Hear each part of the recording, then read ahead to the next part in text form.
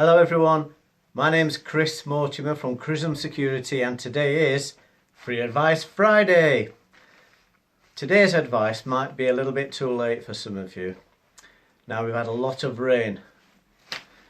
We've had it all before, we took measures and here we are 10 years later nearly and we've got it all again. Now there are things we can do, can't stop the rain of course, but if you've got a business and you are at risk from flooding, then I think I've mentioned before you can fit flood sensors in various parts of the building.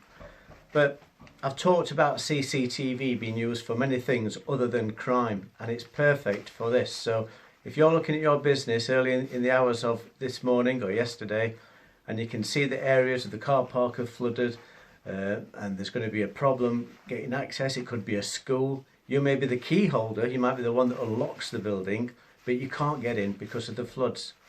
With CCTV, of course, with remote viewing, you can view all this and you can take action. You can make decisions, you can inform people, you can inform your clients, you can tell people not to come in today, they can be redeployed to work either at home or somewhere else. So it's been efficient, doing the best you can with a situation that you can't really do much about really.